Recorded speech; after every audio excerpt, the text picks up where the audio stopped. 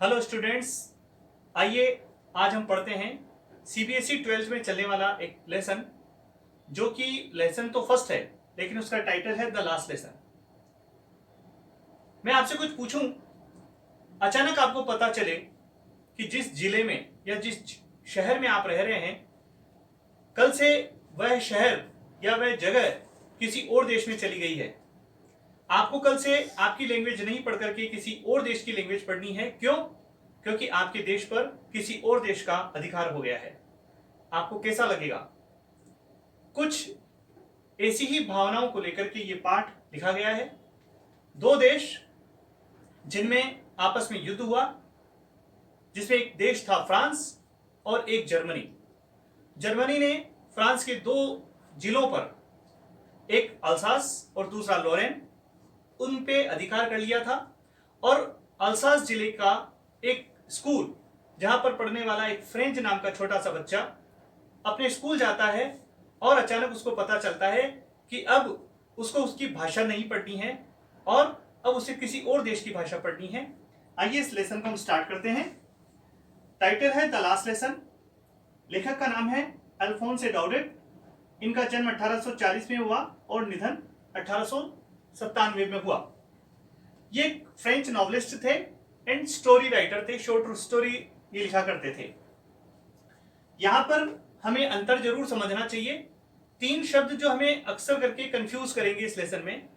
सबसे पहले फ्रेंच, जो कि एक छोटा सा लड़का है, जो कि इस स्टोरी का मेन कैरेक्टर भी है। दूसरा है फ्रांस, जो कि एक कंट्री है।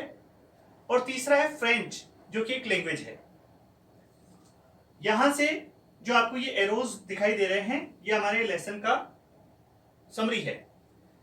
Franz started for school very late. एक दिन क्या होता है कि फ्रेंच अपने स्कूल जाने में लेट हो जाता है और बड़ा घबरा करके वो अपने स्कूल की तरफ बढ़ रहा है। क्यों? क्योंकि आज उसको स्कूल में उनके जो सर हैं, जिनका नाम है एम हेमल, वो उससे कुछ पार्टिसिपल्स के रूल्स पूछने वाले हैं। उसका होमवर्क उन्होंने उसको कल दिया था, लेकिन फ्रेंच पढ़ने में थोड़ा सा कमजोर है। अक्सर करके वो पढ़ने में रुचि नहीं दिखाता है। आज वो स्कूल जाने में भी लेट हो गया है, इसलिए उसके डरने के दो कारण हैं। एक तो उसको पार्टिसिपल्स के रूल्स याद नहीं है, दूसरा आज वो स्कूल में जाने में लेट हो गया है। He was in great dread of scolding. उसको डांट का काफी डर है, क्योंकि जो एम हेमल सर हैं वो हमेशा एक आयरन रूलर लेकर के अपने हाथ में घूमते हैं और बच्चों को अक्सर करके वो पनिशमेंट देते रहते हैं। French a nature loving boy. अक्सर करके जो फ्रेंच है उसको नेचर को देखना, बर्ड्स को देखना, उनके जो वो एग्स देते हैं उनको देखने का बड़ा शौक है। उसको पढ़ाई में बहुत ज्यादा कोई रुचि नहीं है। Least interested in study. Began to see the drilling of the Prussian soldiers. जब वो अपने स्कूल जा रहा होता है तो उसको कुछ सोल्जर्स दिखाई देते हैं। वो पर्शियन सोल्जर्स हैं। हालांकि वो समझ नहीं पाता है कि ये सोल्जर्स कौन हैं, लेकिन वो ड्रिल कर रहे हैं। ये दृश्य उसको काफी अच्छा लगता है। उनका चलना, जो उनके ड्रम्स वगैरह हैं वो बज रहे हैं, तो उनको देखना उसको काफी अच्छा लगता है। एक मन में उसके विचार आता है कि मैं स्कूल ना जाऊं, मैं ये सीन ही देखता रहूं। उसके मन में एक लालच आ जाता है, लेकिन फिर उसके मन में वापस ये विचार आता है कि नहीं, मुझे स्कूल तो जाना चाहिए। यहां पर रश्ड टुवर्ड्स हिज स्कूल। अपने मन में फिर से ये विचार करके कि नहीं, मैं स्कूल तो जाऊंगा वरना ज्यादा डांट पड़ेगी, वह वापस स्कूल की तरफ भागता है। जब वो आगे बढ़ रहा होता है तो यहाँ पर है scene of a town hall. वहां एक पास में एक टाउन हॉल है जहां पर काफी भीड़ होती है, कई सारे लोग इकट्ठे होते हैं और एक नोटिस बोर्ड पर वो कुछ लोग पढ़ते रहते हैं। यहाँ पर हिज गैस, यहाँ पर एक हमने लिखा है, देखिए हिज गैस। वो कुछ अनुमान लगाता है कि ये लोग आज यहाँ क्यों खड़े हैं, क्योंकि उसको ये पता होता है कि उसके देश की और जर्मनी की लड़ाई चल रही होती है। और इस बीच वहां जो नोटिस बोर्ड लगा हुआ रहता है, वहां से कई सारी बुरी बुरी खबरें उसको और उनके वहां के जो लोग हैं उनको मिलती रहती है। तो उसके मन में कहीं ये विचार आता है कि जरूर आज कोई ना कोई बुरी खबर यहाँ है, लेकिन उसके पास इतना समय नहीं है कि वो वहां रुके और उस न्यूज को पता लगा सके। आगे बढ़ता है तो ब्लैक स्मिथ वॉक्टर्स comment again rushed towards his school. Blacksmith Luhar.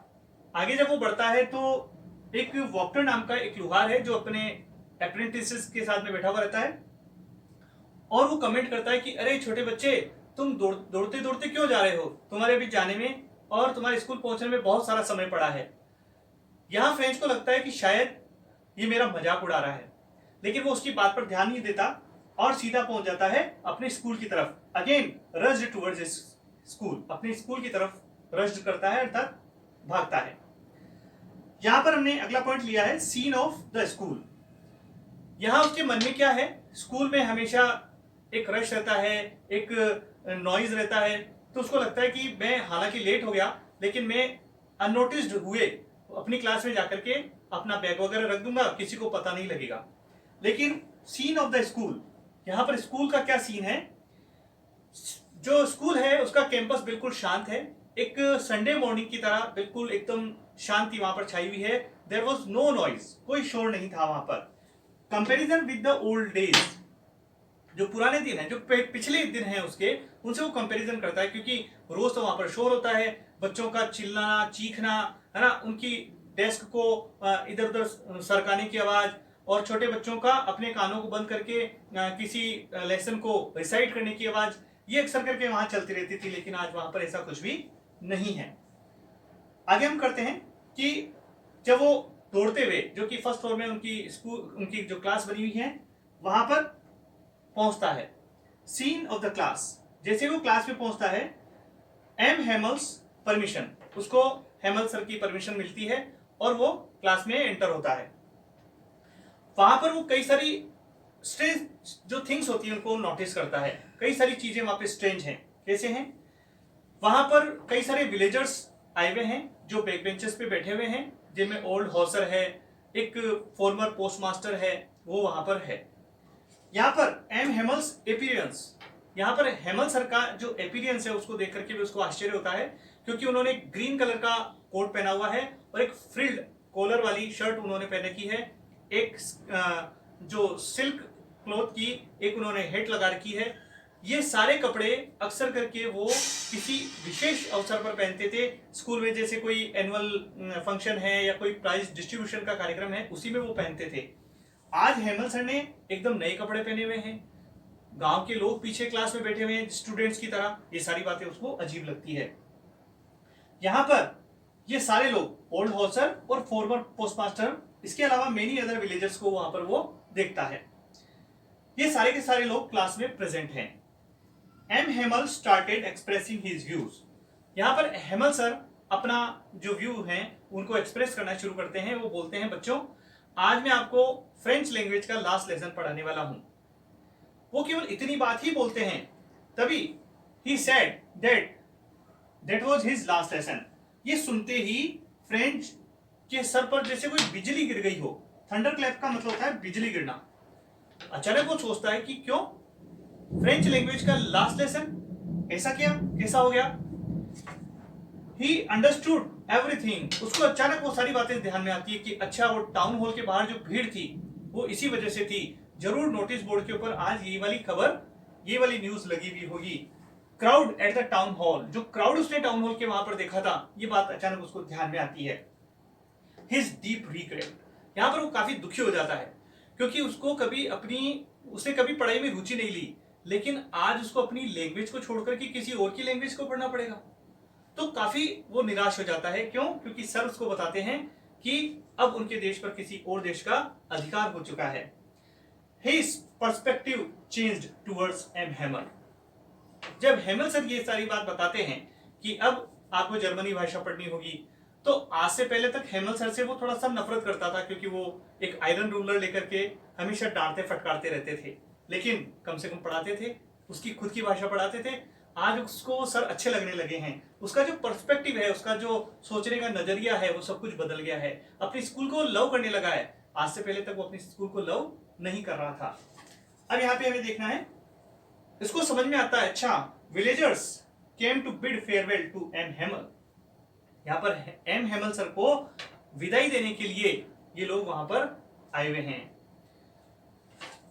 For his 40 years faithful service, 40 सालों से हेमल सर ने वहां पर सर्विस दी थी। आज ये सारे लोग, इसका मतलब इनको विदाई देने के लिए आए हैं, और हेमल सर ने भी जो ये न्यू ड्रेस पहनी है वो इसी वजह से पहनी हुई है। M Hemal recited his name, तभी हेमल सर फ्रेंच का नाम डिसाइड करते हैं। क्या करने के लिए? To ask the rules of participles. आज भी हेमल सर बिल्कुल अपनी ईमानदारी से उनको अपना जो उन्होंने एक होमवर्क दिया था उनको उसके बारे में पूछ रहे हैं, लेकिन बट ही फेल्ड, लेकिन उसको तो कुछ आता नहीं था, वो तो पहले से ही डरा हुआ था, वो कोई जवाब नहीं दे पाया। M Hamel did not scold him, लेकिन हेमल सर ने आज उसको डांटा नहीं। ही एक्सप्लेन्ड द सिचुएशन, उन्होंने सारी स्थिति को बताया कि आज हम इस गुलामी की कगार पर क्यों आकर के खड़े हो गए हैं, आज हमारी स्थिति ऐसी क्यों हो गई है। And asked everyone to do introspection, सब लोगों को कहा कि सब लोग विचार करें, आज हम जितने भी फ्रांस के लोग हैं, आज हमारे ऊपर जर्मनी ने अधिकार कर लिया है, ऐसा क्यों हुआ। आइए हम सब लोग विचार करें, अपने अंदर झांकें, हमारे अंदर क्या कमी रह गई है। आज हमने ये पार्ट 1 पढ़ा है, पार्ट 2 में हम आगे की बात जानेंगे कि फिर क्या होगा और किस तरह से इस लेसन का एंड होगा। देखते रहिए हमारा YouTube channel Vrinda Utkarsh easy way to English. Thank you for watching.